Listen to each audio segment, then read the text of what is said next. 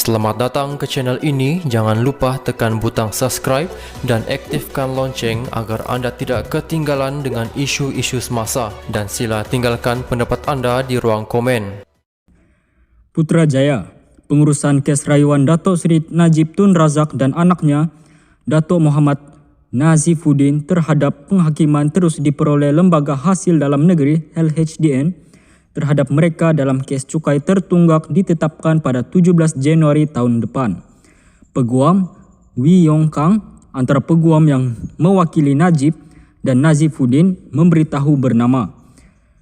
Pengurusan kes selanjutnya itu ditetapkan selepas pengurusan kes di hadapan Timbalan Pendaftar Mahkamah Persekutuan Suhaila Harun hari ini.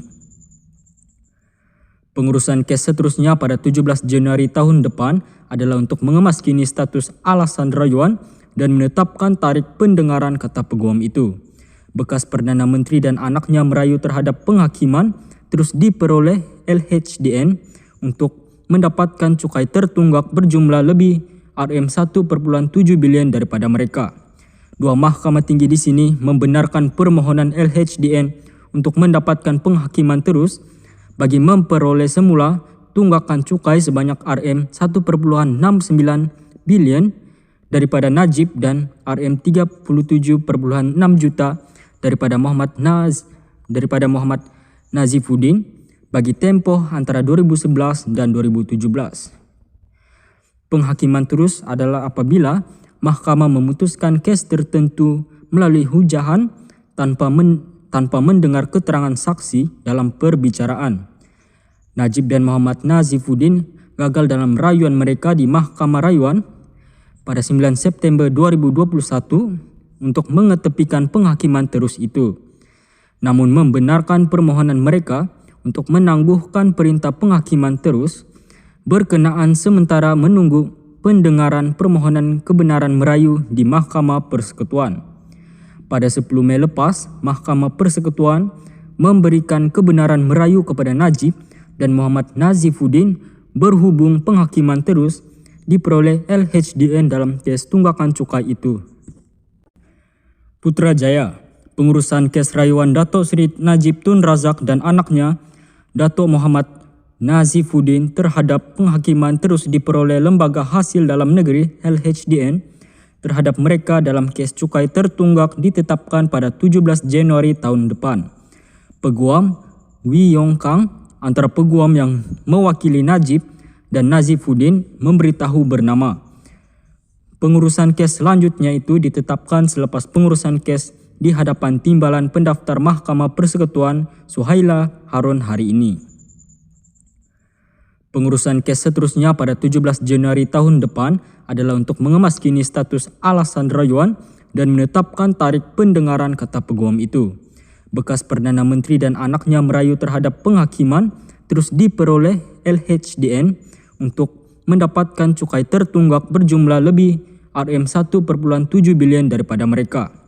Dua mahkamah tinggi di sini membenarkan permohonan LHDN untuk mendapatkan penghakiman terus bagi memperoleh semula tunggakan cukai sebanyak Rm1,69 bilion daripada Najib dan Rm37,6 juta daripada Muhammad Nazifuddin bagi tempoh antara 2011 dan 2017.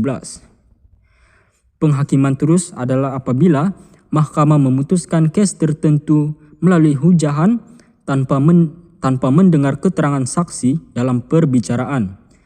Najib dan Muhammad Nazifuddin gagal dalam rayuan mereka di Mahkamah Rayuan pada 9 September 2021 untuk mengetepikan penghakiman terus itu, namun membenarkan permohonan mereka untuk menangguhkan perintah penghakiman terus berkenaan sementara menunggu pendengaran permohonan kebenaran merayu di Mahkamah Persekutuan.